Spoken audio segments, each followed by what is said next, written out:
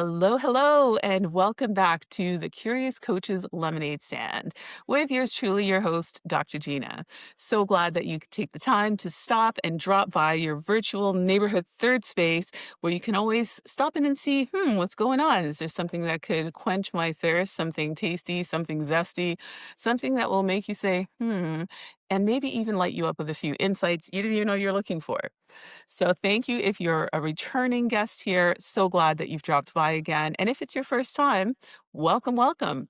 I promise it's going to be zesty, especially because this is a very interesting kind of continuation from a previous episode. So if you haven't checked that out, I'd highly recommend you check out the previous episode with Coach Kareem because we're going to jump off on that same similar tangent today in terms of I don't know, the parallels, I guess you could say, comparing what it's like when you're coaching, leading, managing a sports team versus how that kind of approach and style translates in the workplace. How does it play out when it comes to team dynamics, when it comes to things like employee engagement, talent, attention? It's really what it is, right? Attraction and retention. How do Mhm. you pay them attention? So we're going to look at a bunch of these things, and I'm very honored to have with me today Chang, who I'm going to pass over to Chang to introduce himself. And I'll say off the top, no relation. I know, believable, but actually no relation.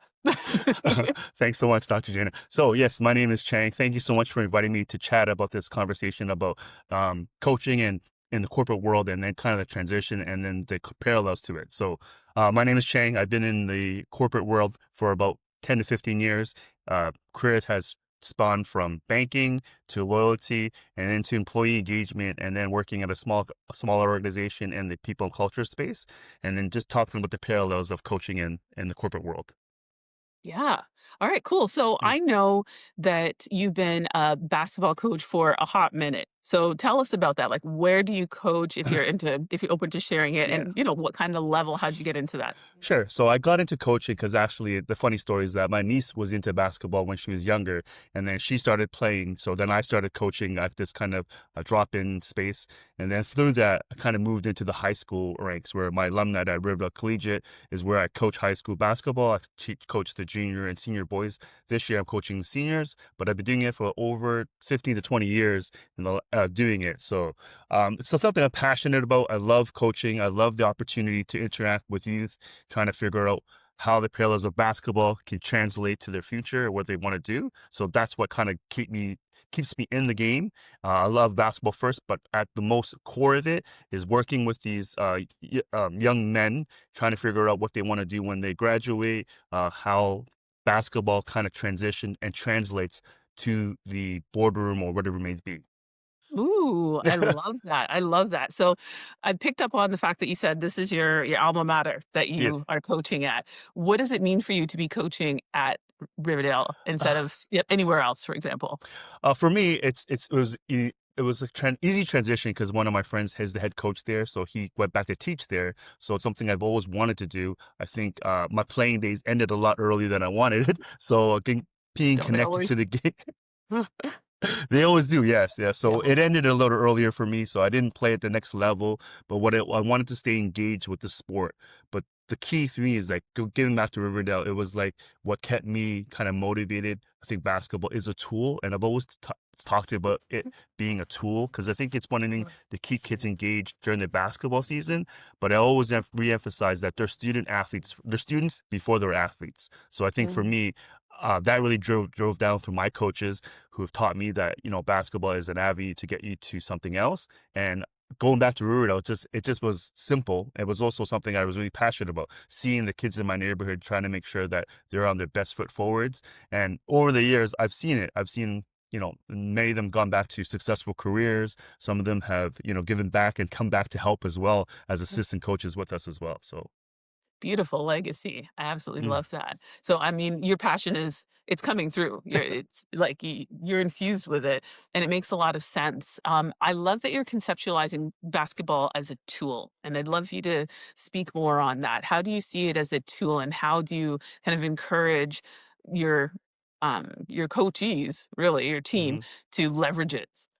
Yeah, the way I look at basketball is there's so many avenues of why I think sports in general is very important to younger generations. I Yeah. think the in the in the workforce, you're going to work with multiple personalities, your manager, your teammates, your colleagues. And it's the same thing on the basketball court. You're working with players that you start with, your point guard, your shooting guard, your small forward, your power forward, your center. There's all these different avenues, and your coaches.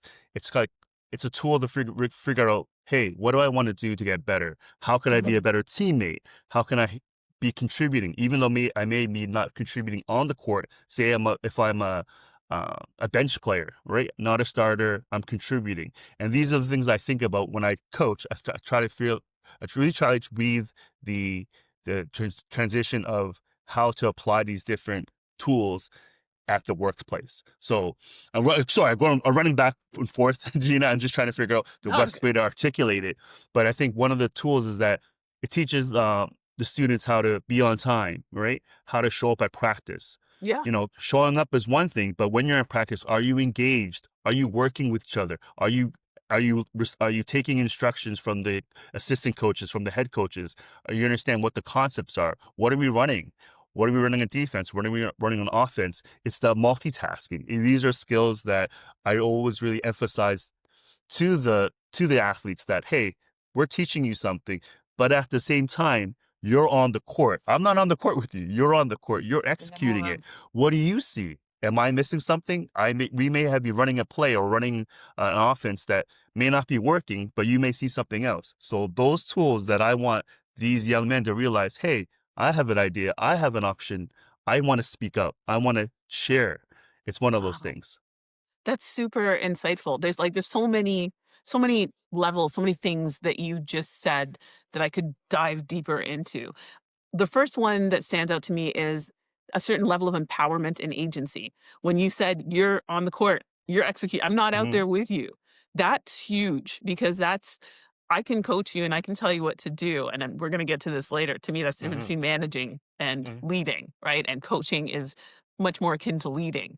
It's Hmm. believing that that person can go out there and do the thing themselves. You're here to support them, but it's really about them, not about you taking. There's a level of Hmm. control, I think, that's exerted by a management style more so. And so that empowerment, coupled with the second thing that really stood out to me, was the feedback loop. When Hmm. you are humble as a coach to say, I'm not out on the floor. If that play doesn't work, you need to come back and tell me so we can tweak it. There's Hmm. agency in there, and there's also a partnership that Hmm. reminds me very much of how and why I, coach managers to coach as leaders as Hmm. opposed to try and manage people as if they're tasks. So, yeah, had any of that speaking to you, and how do you see that play out in your workplace adventures? Yeah, for me, it's like basketball. It's always been that kind of thing that rooted me in everything I do. I take all the learnings that I've learned from playing basketball throughout my life. I continue to play. Although I said my career ended early, I still play recreationally all the time. And I think one of the things that really stands out to me is that basketball is one of those things that never ends. And I think I'm always thinking about X and O's, but also I'm also thinking about the impact. So in my career in the corporate world, let's say, it was always something that I always learned, figuring out where can I contribute? How can I contribute to the team or to the project if I'm not, if I don't know all the details, I have to ask those questions. And that's why when we try to parallel to basketball, it's like we run these X and O's and these plays, but if you didn't understand it, you have to let us know so that we can explain it to you. And in the Yes. workforce, I'm guilty of it all the time where, I get my marching orders and working towards something and I'm like working towards it. Sometimes I get stuck and I'm a little afraid to ask because I don't want to, the imposter syndrome comes into play for me. It's like, I don't want them to think I didn't know what I was doing. And as a basketball player, it happens a lot where it's like you're on the Yes. court and then things change and you're like, oh, what happened? What was it? Was I supposed to set a screen? Was I supposed to curl? What's going on? And that kind of thing, the nugget I want to leave with the student athletes and the players are like, you can ask those questions. Mm. Ask those questions when you're uncomfortable or you're not unaware, and adds that clarity for the coach. Yeah, no, there again, you're dropping dimes of wisdom today, Chang, because every time you speak, I'm like, oh, there's so much I want to ask. So when you're talking about contributing, and I'm glad you brought that back Hmm. because that also stood out to me from before. The idea of people recognizing what is my role on the team. It Hmm. might not be that I'm the starting point guard. I might Mhm. be on the bench, but what do I need to be doing on the bench? How do I support from there? What's my how can I contribute? And you can't contribute unless you can connect the dots of how your contribution supports the overall aim of what you're trying to do, right? Mhm. It's as you said, it's the win in Yeah. basketball. It's the win too at work, right? Mhm. It's the completion of that project. It's the satisfaction of the client. It's Mm. whatever that thing is that you're working on. And if you don't understand how your kind of back room, backcourt bench position Mhm. supports what's going on in that overall outcome, how can you possibly put your full effort towards it? How can you possibly like stand in all of the strength of contribution that you could potentially Mhm. bring to the table? Mhm. But what sets up all of that, and I heard it without being said, Hmm. is a level of trust. Mm. Right? Is it okay? Is it safe for me to ask questions? Mm. Right? I love that you called out imposter syndrome. Mhm. I watch kids, my son plays rep basketball. I watch Mhm. that all the time on the court. I Mhm. watch him run plays and I'm like, "Yeah, that made no sense." And I barely know basketball. I'm like, that play was not, I know that wasn't what was supposed to happen. Yeah. And it's because the kids, like you said, are taking marching orders Mhm. and they're running a play that they don't really understand why they're running that play, Mhm. against that team. If you don't Yeah. understand it, you got to ask the questions Yeah. or you're not going to be successful. Oh, the game's lost even though you ran all the plays. Did you Mhm. understand how and why you were running those Mhm. plays? You're probably still going to lose, even if you Yeah. ran the play. Yeah. And that's the thing over the last like years of coaching, what I've noticed is that the successful teams that we work and the successful teams are not just the wins and losses.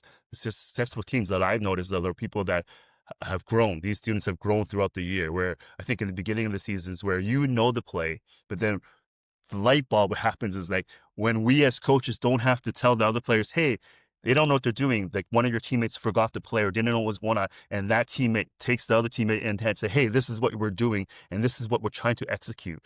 And it's like, that is the epitome of what coaching is. It's like passing on that knowledge and then they take it on and they pass it on to the teammates. And Oh, that's the, yes. and that's the thing that I love to see. It's like, you see it in the workforce too. It's like, when I was in that space of working with all these different personalities and then figuring out a colleague which was falling behind. And I remember this is early on in my career when I was at one of the banks where we were testing a huge project. We were launching the chip and pin technology for credit cards. It was new to everyone.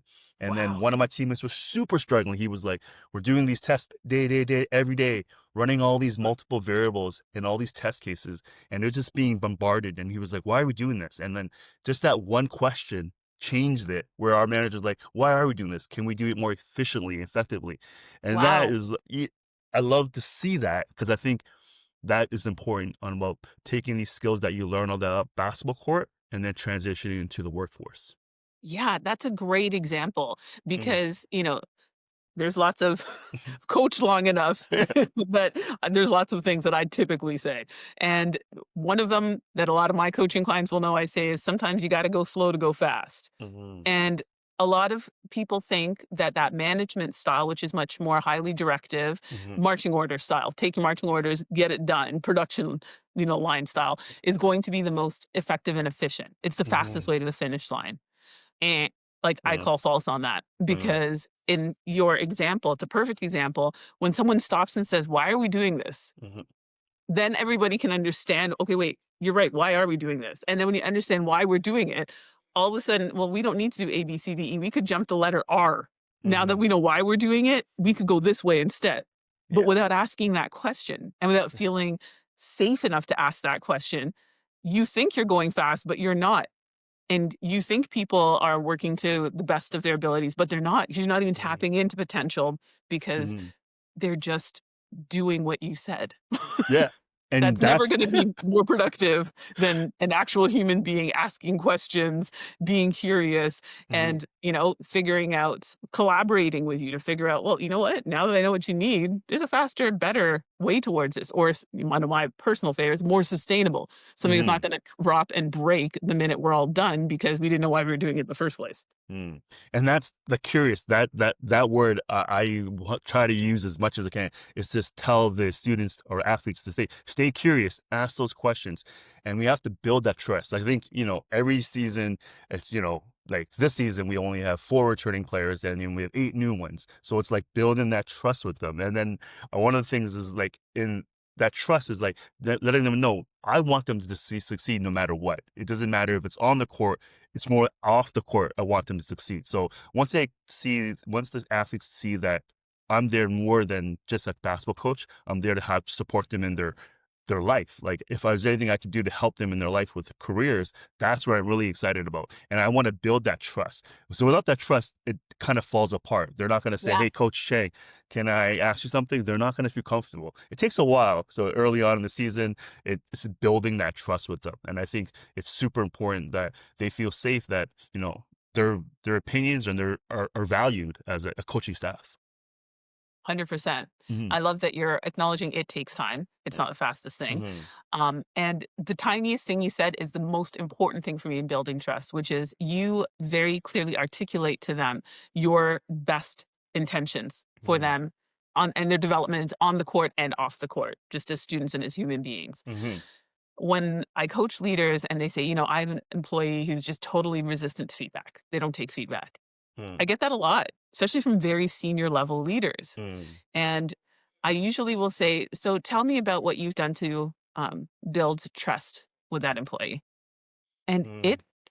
it still shocks me how many times I get crickets in response. Yeah. Like, well, maybe I'll just reformulate that question for you. Tell me the last time that you demonstrated your trust in your employee. Mm. More crickets. Like, well, okay, so what are you expecting Yeah. right now? Yeah. If someone gives feedback without Mhm. building a foundation of positive intention, Mhm. guess what? That just looks like you're taking snipes at me. That just looks Mm. like you're out to shank me because I Mm. don't see that you're doing this for my higher good. You might see that in your head, but if you haven't said it, at the very Mm. least, not to mention built that foundation that takes time as you're recognizing, Mhm. then I'm just going to think you're taking shots. I don't think you Mm. have my best intentions or my development at heart. I think you're just criticizing. Yeah. Yeah, I saw that a lot. I think when I was in the loyalty and marketing space, I saw that a lot where senior leaders were, I think a lot of them were strong in terms of collecting feedback, but they didn't know what the feedback was all about sometimes. It was like they would get the feedback and they would want to action them quickly. So they would want to turn around and get them solved right away. But I found one of the hard things is they never really took the time to ask that question, like, why did this happen? Why did the wheels fall off on this campaign? Why was it not? Why was the impact? How did it impact our team? How did it impact our front lines? Those questions were kind of never really asked, and that's Yeah. something that I found like challenging as the taking the orders. I'm trying to figure out. Okay, the feedback was I missed the mark on the campaign. Why did it happen? What was the downstream impact? I never thought about it because I never went out to ask and never went out to the front lines to ask them. So that's something that, as I grew as a leader, I learned to learn more and more about that is to figure out where were the customer touch points and then getting that feedback from them and then rolling it out through that. And then to tie it all into basketball coaching, it's the same way, right? We run a play, we lose, we run a play and it doesn't hit the result that we're looking for. Yep. Why did it fail? Like, and then trying to kind of reverse engineer it as well. Yes. That postmortem is critical. Mm. And, I will share that Chang and I we met working in the same financial institution in Canada. I'll Mhm. share that. And when we were there, what you just brought back to me was I did a lot of training and facilitation. Mhm. And one of the courses I did quite a bit was around, it's called managing and leading change, something to that effect. Mm. It's really about how do you get your team effectively through change. Mm. And one of the steps in a process, and there's lots of change management processes, but in just about any of them, it's the postmortem. It's the reflection after the Mm. change has been made. It's the look back with 2020 hindsight. How did it go? What went well? What didn't? Because the only constant is change. It's another thing my Mm. clients hear from me all the time. So if that's a constant, you're going to have another change 5 minutes from now if you're not already Mm. navigating six others. So Mm. what can you learn from this one? What went well? What didn't? How are you going to do things differently next time? And I'm going to tell you probably less than 10% of leaders ever sit and do a proper look back, postmortem Mm. on not just change, but like you said, a project's finished, a Uh-huh. game is over. Like, how are you not looking back and reflecting on Mm. what happened? How's anything going to change for next time if you don't do that? And it Mhm. blows my mind that people really do expect if I, push my employees harder, if I throw, more money at this vendor, if I Mm. all the Yeah. other things, upgrade this system, it'll Yeah. be a different outcome next time. It's like, but Mhm. did you actually sit and analyze what went well Yes. and what didn't? Yeah. I think that that look back is so important, whether it's and then moving out like just from the financial institution or the marketing and space and then moving to the employee experience space. That's one of the key things I noticed is like onboarding new employees. When you onboard new employees, everything's like the honeymoon phase. Everyone's Yeah. super excited to be a part of the team. The mission's valued. Everyone loves it. And it's great. It's a great energy, which I love. That's why I kind of really gravitate moving to the employee experience space because that's something I value that I really want to change. But it's always like it's always running 100 miles a minute. Like you're hiring, you keep it on, and then you have the next cohort. But one of the things I really loved about the past roles I had was the opportunity to look back and say, hey, what was working? And we always have these checkpoints 30, 60, 90, 6 months check in, a year check in, figure out, hey, is this still the right role for you? Are you growing? I think that's why I love coaching basketball so much because I think in my career, I wanted to move into that coaching space as well, where I could help younger employees kind of grow. But at the same time, even older employees or seasoned employees, that Yeah. there's also things that they can learn and reflect on their careers. So super Yeah. important. That's absolutely true. So when you think about your coachees, your Hmm. teams, um, any particular kid, any experience stand out for you in terms of being able to do that look back with them and help them do that look back, whether it was on a game or whether it was just on their own growth or development? Definitely. I could think back it was now I don't know when in my mind every time I talk about the athletes I coach I call them kids but now they're grown men, they have families, they have and it's really it's such a full circle moment. Like I think one of the kids I coached, he's actually moving into my neighborhood in the next month or so and he's grown so much as a Wow. young athlete who used to be very high tempered, very angry and like just me against the world. And I've seen him grow into, a great young adult. He's now giving back to the community. He's coaching as well. But Wow. and I went on a tangent there, but I'll think of this one kid that I remember. He was a struggling athlete. He wasn't the strongest basketball player. And we knew that putting him on the team would make the biggest difference in his life. Because I think Hmm. he joined like we put him on the team. He wasn't the best player, but he tried hard and but he was connected to one of the starters. Like that point guard, he Okay. was super talented, but also like his best friend. And then as a coaching staff, we decided to put him on the team with the one that wasn't as good. And then throughout the like we coached him for 3 years throughout that process. I think when he started college, he became one of the better players. Wow. He became like an athlete where he could shoot from anywhere. You couldn't stop him. He was amazing. But on the flip side of that, I saw the growth of that team and building him up. Like he started his career, graduated from high school, went on to work at a financial institution as well, thriving. And then I sit back thinking when he was a kid and we were like debating or not to put him on the team or not. It was more than basketball. Me and the head coach were like, we put him on the team. He's going to be around others that motivate him to do better, motivate him to stay focused. And like, it was game changing to the fact where, you know, I see them grow up now. They're in their 30s probably now, and they're all still super tight. They've had their family, and I've seen them grow. It's just Wow. one of those things that I look back fondly. I still remember like him being on the court. He was a bench player for most of his tenure here, but later on in the seasons, and he got better, and more trust was there built there. So, That's amazing. I thank you so much for sharing that hmm story because there's so many important players in that story. I mean, hmm of course, there's him. There's yeah, the player that the focus point. There's his friend bringing yeah, him in.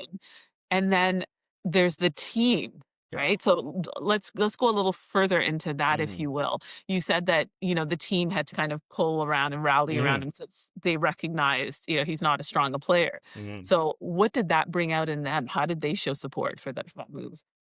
I think it showed the camaraderie of the team. Like it showed the commitment to each other. It showed. I think that season, I don't even remember if we won it all. Or I think we might have won it all, but I think I don't remember that because all I remember is I remember them being so like connected as a team, and like in my when I was working at the financial news at that, reminded me of teams that I thrived on, and I loved Right. waking up in the morning, going to work, excited to see my team. It was the same thing with these kids. Practices, they love practices because they got to hang out together and build that kind of chemistry and build it on the Right. court. So seeing all the team members kind of gravitate to the success, and then it's so surreal because like you saw on the bench, you saw them cheering for each other. When someone got into the game, when he got into the game, everyone was excited for see him perform on the court because it was something that they all collectively worked towards. So that really kind of made me feel as a coach that we were doing something right. It's like we've done Yeah. something right with this group of kids. And my kind of philosophy of coaching is if we can reach one student athlete to kind of change their perception of it is and strive to be better or strive to help someone else, it's a win in my opinion. I think it's absolutely amazing that you don't remember if you won Yeah. last season. Yeah. That tells me no, that just speaks volumes about Mm, what really mattered to you, what stood out for you as the win. Was the hmm development of this player, was the way the team, kind of coalesced around that effort to build, and that's what really mattered. I mean, and then talking about how you parallel that with the jobs, the teams that you most hmm enjoyed working hmm on. I agree with you so much. At the outset, you said that building the discipline, right? Even hmm just the fact that you've got to show up somewhere on hmm time, your basketball practice, your game, there's people counting on you, and all hmm of the ways that that prepares you for adulting, right? For Yeah. the grown up life of being Yeah. in the workforce, having your own career. Yeah. And, I'm curious because this is something that I know my husband and I talked about a lot.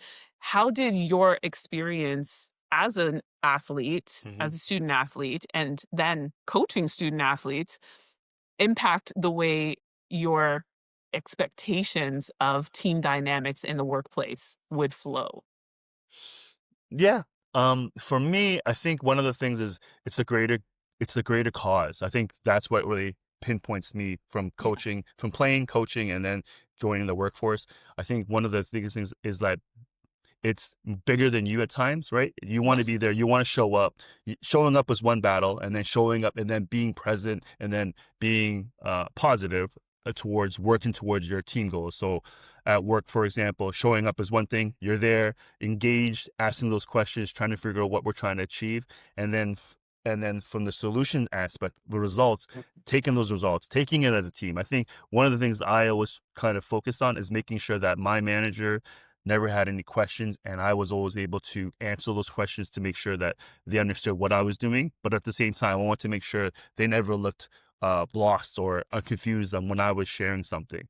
And I Yeah. think from the basketball court, that's the thing as well. It's like understanding that we as coaches, you are representing the school as well. So when you're on, Mm. commuting to the games, you're a reflection of what's going on at our school. So if you're acting a fool on the TDC, for example, it's going to look badly on us when you show up at the school, not following the rules, not being. Yeah, those are things that we want to instill in them, so that when they go to the workforce, it's super important that they're uh they understand that what they do has impact as Yes. on the team and as the workforce. If that makes sense. Yeah, no, totally does. hmm And that they carry themselves in a way that demonstrates a level of dignity and Yes. respect for what they're representing and who they are, right? hmm It's a self-respect thing, and I think that's incredibly important, especially to start with youth Yeah. to ensure that that is embedded.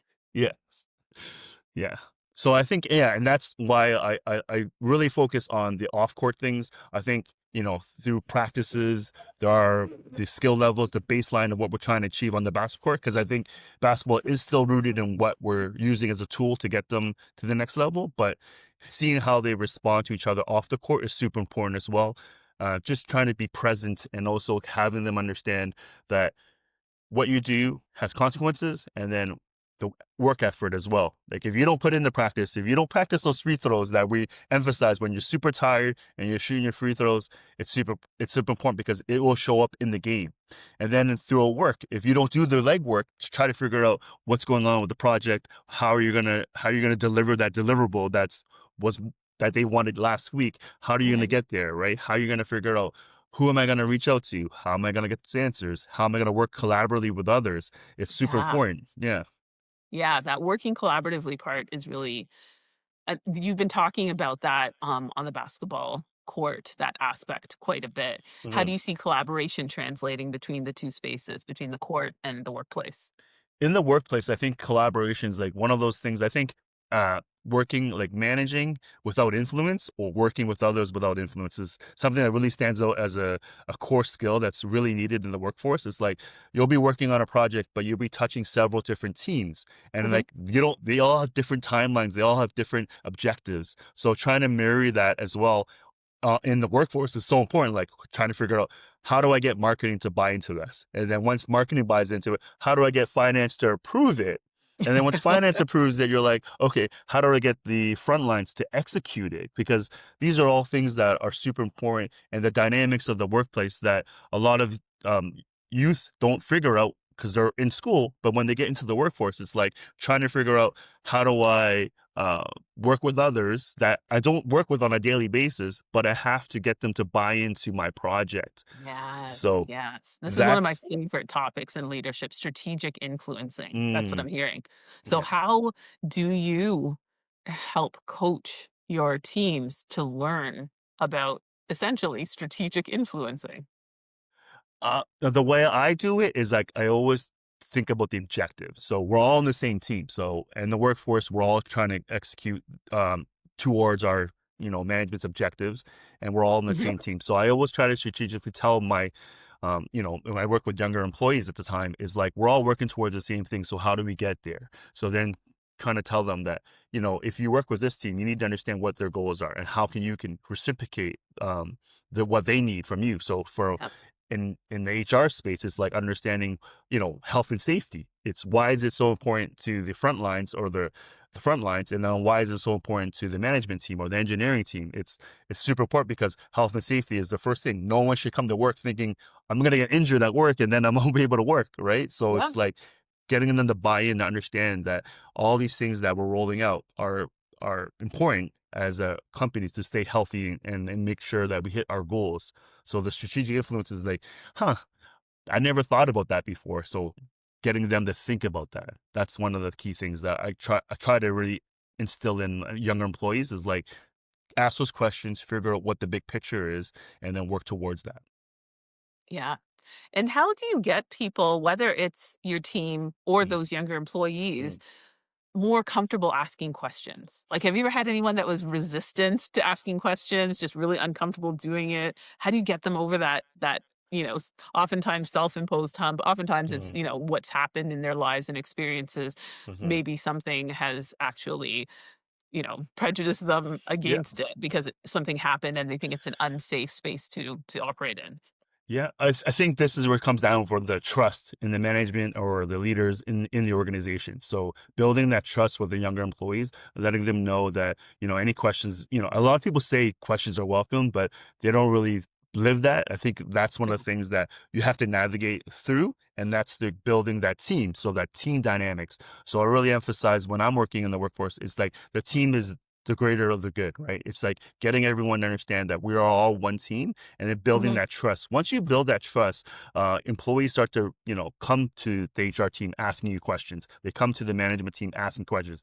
They may do it privately, which is fine, and they might do it openly. But I think it's like building that trust within them so that they know that you're out for their best interest and for the company's best interest, right? It's like we're all working towards the same goal. So I Yeah. really emphasize the trust aspect of it. Leaders have to live it and like actually live the walk and like if they say yes, it's an open door and we will address it. Because one of the things I found in some organizations was that they wanted input, but it was only input that they knew they could fix easily. If it was a really, really super a challenging thing to address, it was one that put to the back burner. And Mhm. I get it. Being in leadership at times, you can't tackle all of them, but one of the things is being honest. I think that is Yeah. like the key. If you're honest with them, saying, "Hey, that we agree that is an issue. We would like to address it. We just don't have the bandwidth." It goes a lot further than just saying, "Yeah, we're going to look at it in the next quarter or the next year." Well, I that's think, trust, right? yeah, Because now they'll trust you when you're not carrying through on what you say you're gonna do. hmm yeah, And that's the thing about trust. We all know hella hard and time consuming to build, hmm hella easy to destroy. You can yeah, break it real quick and it's hard to rebuild it once you've yeah. broken it. Yeah, I agree. So I think that's the thing. I would really, really focus on trust and like keeping those lines of communication open.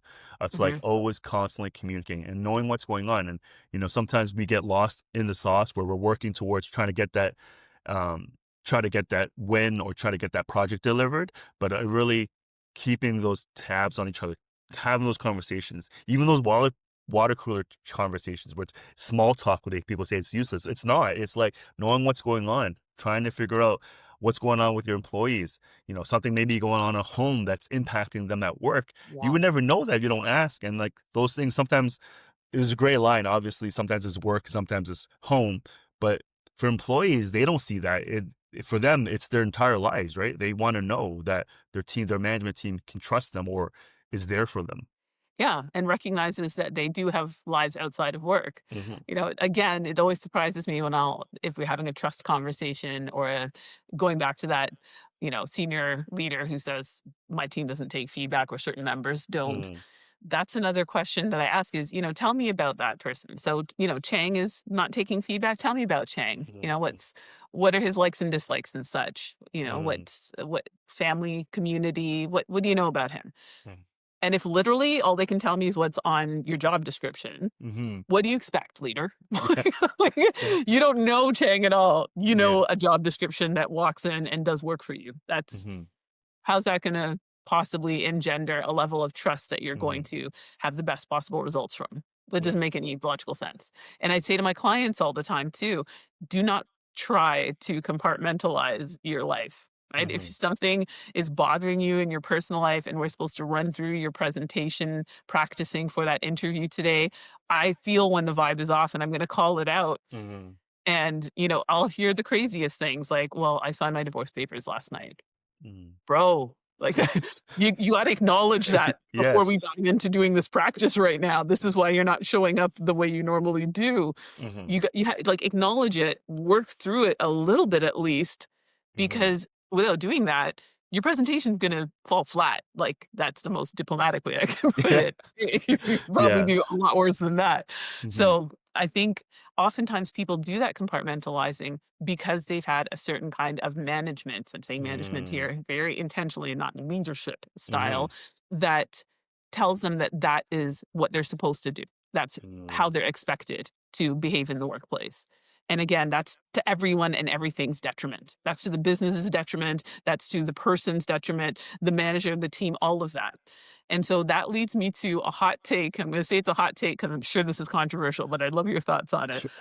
which is I think it is an integral part of human development to experience working as a team in order to be a really successful employee, even in the corporate sphere. Okay. And I'm not saying limiting that to a sports team. You don't have to be a Mhm. basketball, volleyball player. Mhm. It could be an improv team, Mhm. a chess team, right? Yeah.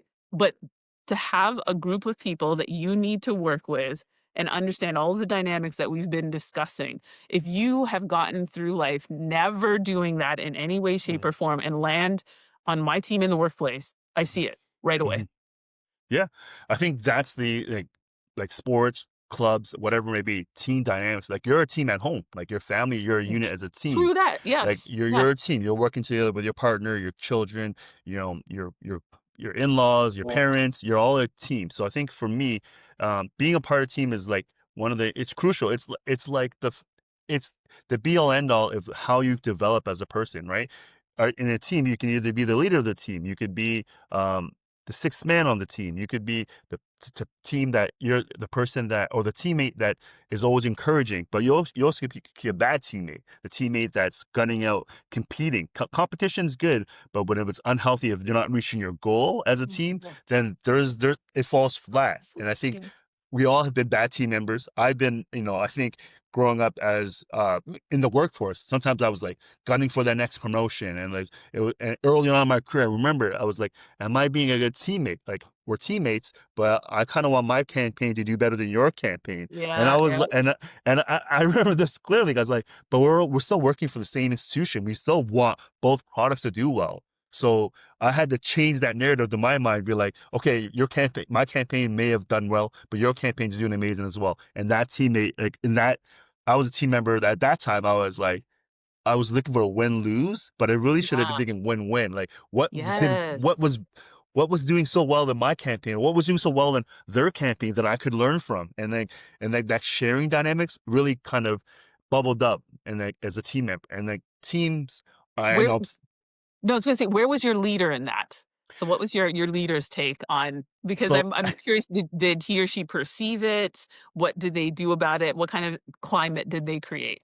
I think it was a healthy. The leader at the time was loved the healthy competition, but I think he was amazing because he understood that. He saw that if one campaign or one team member was feeling down, he would step in and try to reassure that member that, hey, we're all working towards goal. And that's where I learned it from. And I was like, yeah, like we're working towards the same thing.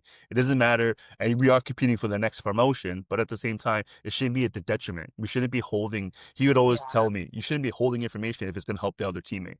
And I took that to heart. Like I thought, oh, and that's why I'm so thankful that although my career has changed so many times, I always value that because I think it's something that's a value that I have that I hope that I pass on to others. I may have not became that CEO or be of that. I thought I dreamt of being when I was a kid, but I didn't want to be a CEO that would win at the loss of someone else. So, Yeah. I really, that's super important to me. And I think it's important so that being a teammate that helps everyone achieve their goals, but at the same time winning altogether. I got 2 follow-ups on this. So Yeah. first off, if that's so important for the teammate, Hmm. I'm thinking about my own, bias I just expressed. Hmm. How important is it for the leader? So going back to that, having had that experience of playing on a team, being on a team, sharing a goal or objective, if you have a leader that you report to that has never had that experience, like, how does that play out? Yeah, it plays out. Yeah, and that was a good scenario, I think. But there are some leaders there where it's like, okay, well, I'm gonna take you to the top with me as long as we get there, and you see it, like you see in the dynamics, like you see it in the employee engagement results, you see it in Mhm, the way other teams don't want to work with that leader. Sometimes they're like they're a little standoffish at times, and that's unfortunate because I think mhm. we're all working towards the same thing. And for me, as a leader that I grew to be, I was always focused on trying to make sure we're doing our best collaboratively and working together. I think and then there's other leaders that don't see that. They just see it as we need to hit our numbers, we need to achieve our goals at any means necessary. But it Yeah, doesn't, win at you know, whatever cost. yes, win at every cost, and that you see that, and I'm gonna parlay, kind of bring it back to basketball as well. Yeah, It's like, you know, winning by 1 or winning by 30, it doesn't really matter at end of the day sometimes if you're not doing point differential, but winning if you had to like cheat or you had to like attack a player that may have been down, it doesn't feel the same. It doesn't feel the same when as if you competed fairly and got that win. For me, it's like it's the integrity and also your character as a yeah. coach. It's trying to figure out what's the best way to win, but also making sure you're not putting down the other team in any way. I don't know. You've gone straight down the path of my next question, which is really about values. Mhm. How does this shape your values? How would you articulate what your values are and how they really come out in the way you lead on the court and in the workplace? Yeah, my values really strong on loyalty. I think one of the things that you do those personality tests and all those things, Mhm. one of the things that always stood out for me is in my assessments was like loyalty and then the greater good. So working towards a greater good. And I think my values are deep into making sure that I show up and I do my best, but at the same time I try to help another person do their best. And at the end of the day, if I could change someone's perception on whether a scenario where it may have been, a little dicey, and help them kind of realize, hey, there may be another way of doing it, so that we don't have to kind of go down that path of reprimanding someone or putting someone down. I think it's something that I value, like learning from it and then trying to build from that. So values are loyalty, team, like working together toward a greater good. I think that's the biggest thing for me, is like at the end of the day, I want people to remember that, Coach Chang was there for me, or as an employee or as a leader, that cared about me, but also cared about me as a person, not just the end Yeah. results of the wins or the deliverables that exceeded expectations. It's like he was there for me. He tried to help me kind of grow as an individual, and also trying to grow, overall, and not just Yeah. one aspect. Yeah, the not just one aspect to me Mm, demonstrates your commitment to them as a whole human being. It's unselfish. mm, That's what it is to me. It's unselfish, because by contrast, it's selfish if I only want you to be a wonderful employee mhm, and give me all the best work. But mm, I don't really care that your family life is falling apart right now, because that's the expense that I've put on you, because I need you to work 7 days a week when you're supposed to be working five. yeah. Yeah, and I think, and then in my last role, is one of the things that leader really stood up to me was her emphasis on her goal of making sure that everyone has the right to education, food, and shelter, and those are the three things that she really instilled in me, and I love, and I've always appreciated that kind of value. That we want to help as an organization. We want to make sure that everyone has that right. Education, shelter, and food. Those are things that make you a human, right? And when like, every time I think about when we onboard employees at my previous role, it was super important. It's like that kind of instilled me, and it's something that I always believed in. I've just never articulated and said it out loud, but I Yeah. think it's, that leader really inspired me. Her vision, her values, like it's something that I live by now, and I always live by, but I never knew it until like that leader showed me that, and I'm like, that's super important, right? And like Yep.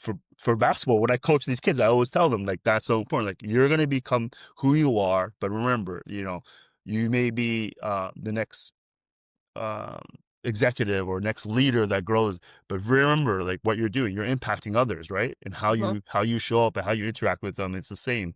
So yeah. Yeah. No, I think that's so it seems simple, but it's so deep and it's so profound, and so many people don't find their resonance of values in Mm, the leadership of an organization, or even in the coach of their team, and yet it's such a magical experience when you do. It's a mm, completely different employee experience. What we've been talking about has been kind of stirring up in my brain. mhm, One of my favorite things I think ever written when it comes to management and leadership was by Daniel Pink. And mm, I don't read a lot of this stuff. Like mm, people assume because I'm, a leadership coach, that I sit and read leadership books all day. I'm like, mhm. nah, I'm more doing with it. I'm lost in like Afrofuturistic science fiction most of the time. But so the few books that I've read, the one that really stuck with me was Daniel Pink, and it was his AMP model of what motivates knowledge workers. And as Mm, you've been talking about this, mm, and I've been thinking this a while, I don't think it's knowledge workers. I think it's humans that are mm, motivated this way. So the AMP model, it's an acronym. mm, The A stands for autonomy, the mhm, M for mastery, and the P for purpose. mm, And when I think about myself as an employee, that the first time I read that, it resonated. mm, And funny enough, I think I was reading about that when I was helping manage a change at that bank we worked at. okay. It was when we were first introducing hybrid work Mm, environments and getting people's mindsets ready for that. mm, And so that resonated on so many levels for me, because I thought that's who I am as an employee. Like, do mhm, not micromanage me. mhm, I often say in job interviews when they ask that question, mm, is there anything we should know about you that Mm. that kind of Yeah. something that different or how best to work with you. My answer is always, I am very allergic to micromanagement. Mm. I cannot I cannot thrive. I will not produce the results that you're looking for if anyone is breathing down my neck. Like, I need to be left with a level of autonomy. I need to Mhm. because that's that trust piece, Yeah. right? Yeah. Breathing down my neck means you don't trust me, and I can't work under that.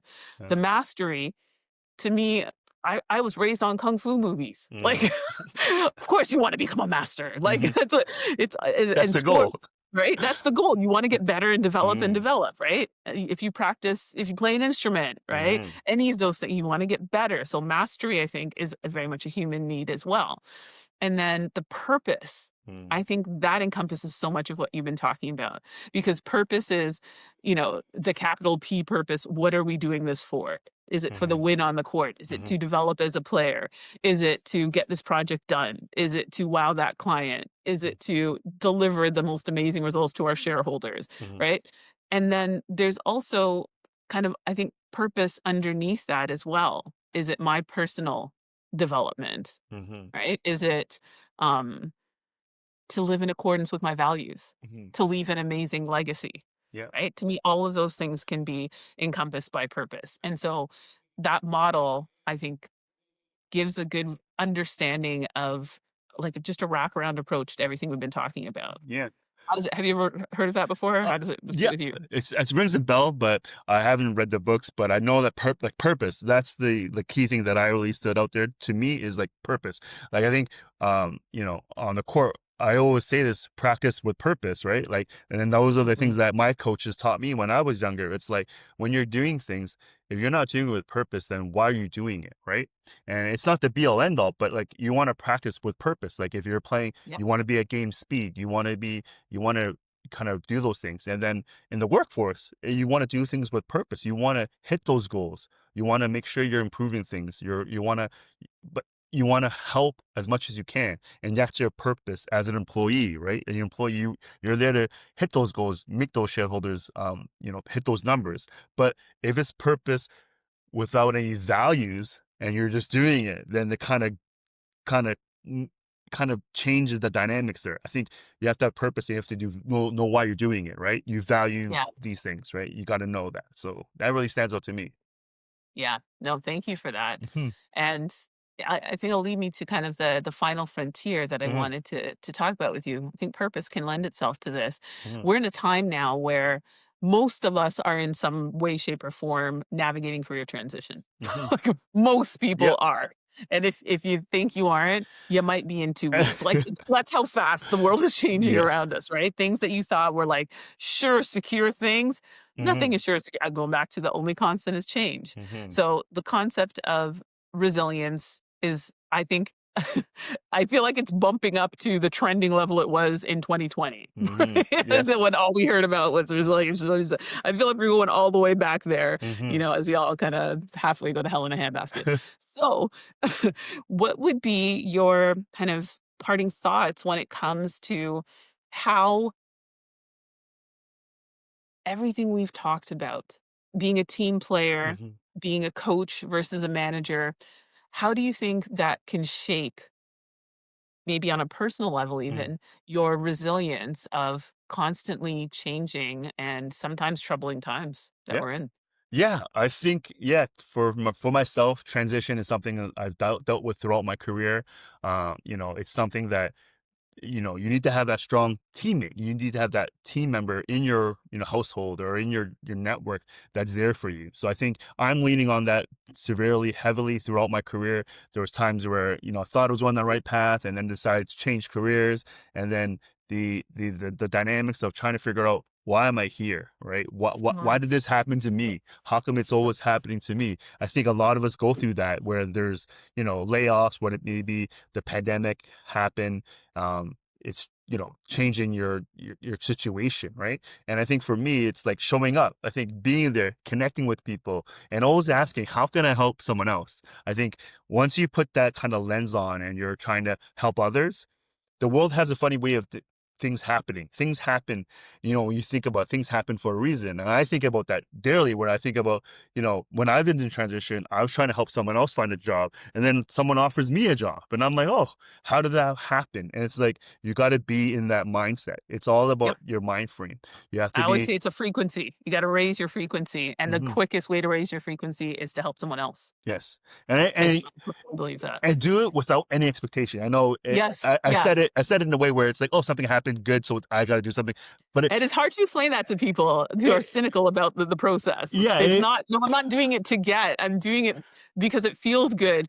And then incidentally, yeah, I think and it's it's hard for like, them to get that it's incidental. it's not like I was like, oh, Dachina, I'm gonna do this for her because something's gonna come back to me. Yeah, that's it. Yeah. It's just that you just do it, and it's just like you feel good. Obviously, you do feel great, but then also it just puts that out into the world, right? That Yeah. positive, it reciprocates. It's like, why do good things happen to good people? I always say good things happen to good people. And then when people, like, you see it on LinkedIn all the time, everyone's got promoted or something's happened. It's like, oh, I'm surprised this person got promoted again. I'm like, I'm not surprised. They're putting it out there. Mm. They're putting their best foot forward. They're trying to help. And it's something that, I really preach to others is like, just live the way you want to be treated. And my father always told me this is like, you treat people how you want to be treated. And I saw it when I treated people poorly, when I was in my younger days, when I was, trying to figure out that I wanted to become, successful, and I started not to care about how others perceived me, or I kind of tried to take that route. I felt horrible. Like it just bombarded it. It just came at me when I was like, this is not the way that my father had taught me to be raised and Mm. how to treat others. And then I started to think, just treat people how I want to be treated. And life's been gravy. Like everyone I've interacted with, I'm so fortunate to say they're friends. I've been able to kind of build those relationships where, when I'm down, I'm out, I can always rely on or call someone or, speak to someone and then ask for help. And asking for help is one of those things. When you're in transition, Huge. you're on your own. You feel like you're on your own, but you're not. Yeah. Everyone out there wants to help. You just have to ask, or sometimes they're not going to reach out to you directly, but if you reach out to them and they're like, "Hey, I'm having struggling," they're almost. I think 99% of people are willing to help if you just ask. Fantastic call outs. No, that was the perfect ending to an amazing conversation because I heard go dad for being the first leader, coach, role model in Hmm. your life. And I heard, reach out for help. Like Hmm. there's a reciprocity in the universe Hmm. that's part of trusting the universe, right? All Yeah. these TikToks on manifesting tomorrow morning. It's really based on that. Hmm. I trust the universe to bring me good things because I put good things out to it. Yes. Right? If you Hmm. can honestly say that and, your heart is clean as you offer that to the world, Hmm. you're gonna feel good regardless of when, and it's not if, it's when that Hmm. comes back to you Yeah. because it's going to, right? And that's the incredible journey we're all on. And if you know that you can give as well as receive, because a lot Mhm. of people I think get stuck in the martyrdom of giving and not Yeah. receiving, or the Yes. selfishness of receiving and not giving. Hmm. Once you strike that balance for yourself, that is, I agree with you. That's when life is gravy. Hmm. Yeah. Well, Chang, this has been a remarkably insightful conversation. I've gotten so much for this. Viewers, I hope, listeners, I hope you have as well. I think this was a tall, refreshing glass today. This was more of like that lemonade on a real hot day, as opposed to the really spicy margarita. Like this one actually is hydrating the body, so, in the mind and the soul. So I really, really appreciate you spending your time with us today, Chang. And for everyone listening, if you haven't already, please consider subscribing so that you are notified whenever a new episode gets released. I can tell you, you've got some really cool interviewees.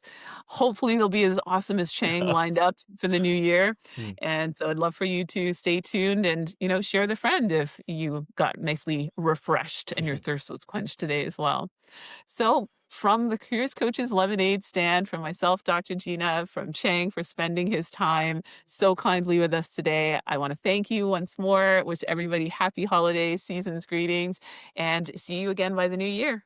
Uh, Take good care, everyone.